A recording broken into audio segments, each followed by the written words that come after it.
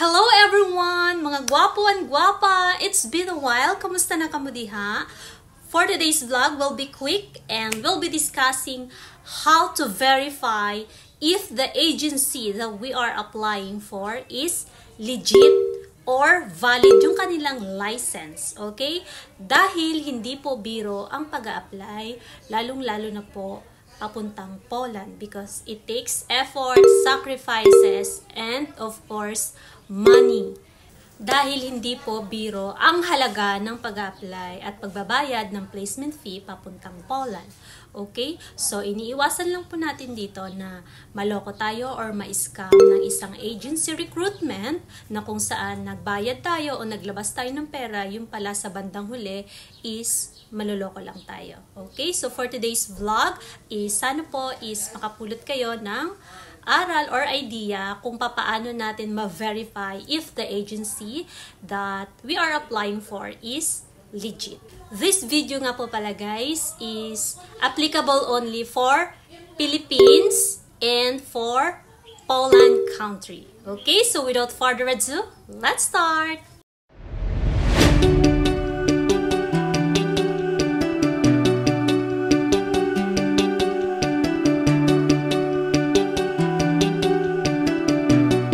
If you are from the Philippines applicant, so we can verify if the agency is legit, punta po tayo ng Google and then type po natin www.dmw.gov.ph.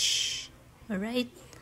So, kusa naman siyang lalabas na dito guys sa search bar. Okay? Click po natin yan and then lalabas po itong Department of Migrant Workers. So, ito po yung pinaka-website niya, guys. Okay, so let's check. Ayan.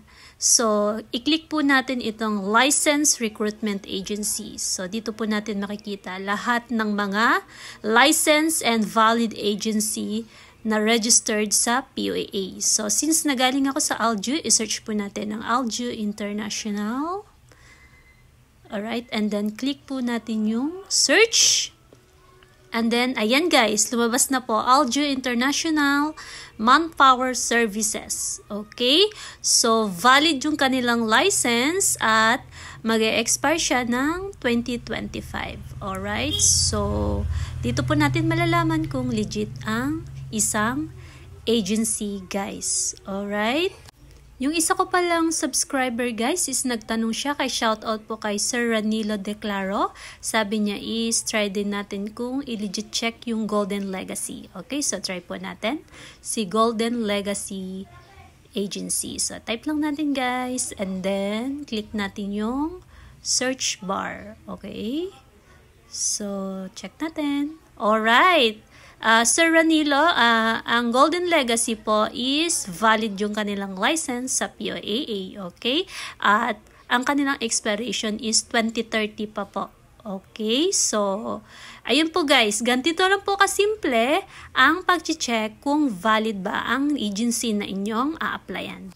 Okay, so punta po tayo sa Poland country. So, if you want to verify if the agency is legit in the Poland, so simply go to Google website and then click po natin or type natin sa search bar itong system teleinformatency.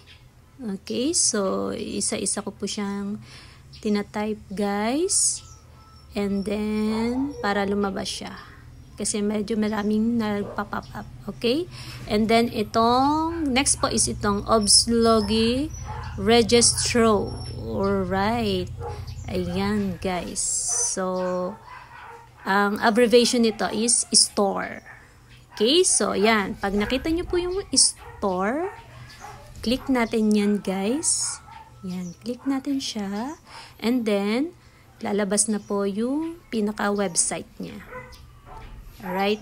So, ito po yung pinaka-website sa Poland. Yan. And then, after nyan guys, so, as you can observe, naka-Polish language siya guys. So, click po natin yung English language para mas lalo po nating maintindihan kung ano yung mga naka-details sa website. Okay? So, ayan lang po guys. And as you can observe, nagpalit na po ng language into English. Okay? So, ayan. Yan po yung pinaka-website niya na naka-English language. Alright? So, i-click na po natin itong Register of Employment Agency. Okay? So, ito. Ito guys, yung may magnifying lens. Okay, i-double click po natin ito guys to verify the legit agency in the Poland. So, as you can observe, lalabas po dito guys yung mga list ng agency. So, para mas specific po tayo guys, i-type na lang po natin dito sa agency name.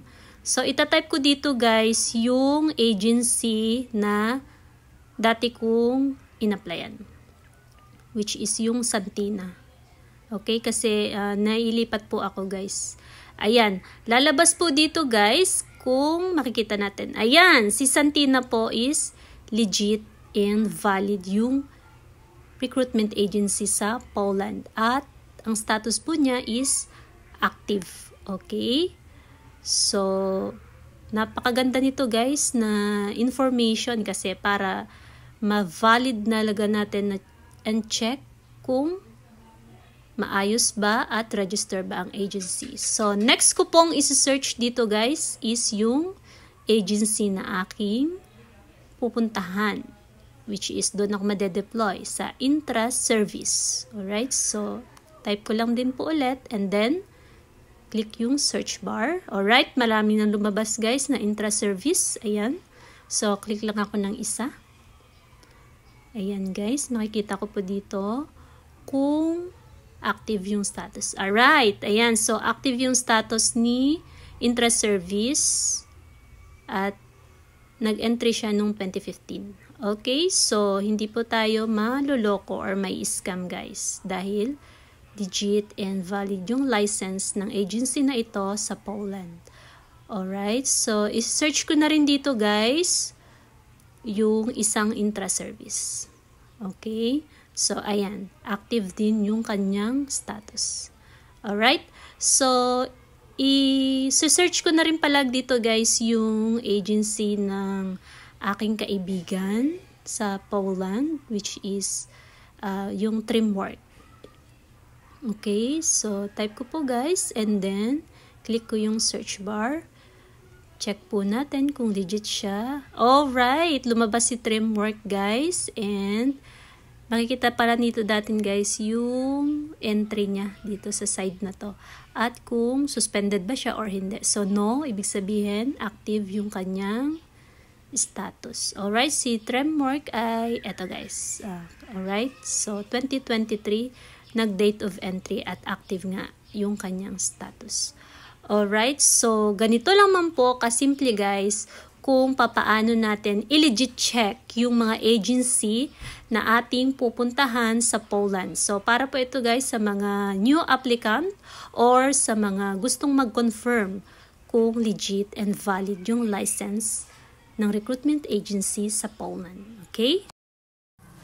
So that's it guys, and sana po is nakakuha kayo ng konting kaalaman and idea kung papaano natin i-legit check yung mga agency na ating a-applyan dito sa Pinas or kung doon man sa Poland. Okay? So, para po sa aking mga subscribers and followers, maraming salamat po.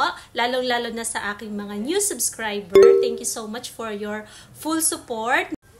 Because you did not even watch but also reach out to my vlog. Thank you so much guys, at wag po kayong mag-alala dahil lahat po ng aking malalaman is i-share ko po sa inyo because sharing is caring. Alright, sa mga nagtatanong po pala sa akin guys ng update kung magkano daw po lahat-lahat ng nagastos ko is don't worry guys dahil may inaantay lang po akong documents para po ma-finalize ko na guys lahat ng mga suma total ng aking nagastos. Okay? So, wag po kayong mag-alala dahil i-share ko po sa inyo guys as soon as possible. Okay? That's it guys, and if you find this video informative, don't forget to click the subscribe button para updated ka sa aking mga susunod na uploaded na video. And maraming salamat po. This is Inday Guapa, always saying, if you have a dream, there to make it happen. Bye! Thank you all for watching this here video. Please like and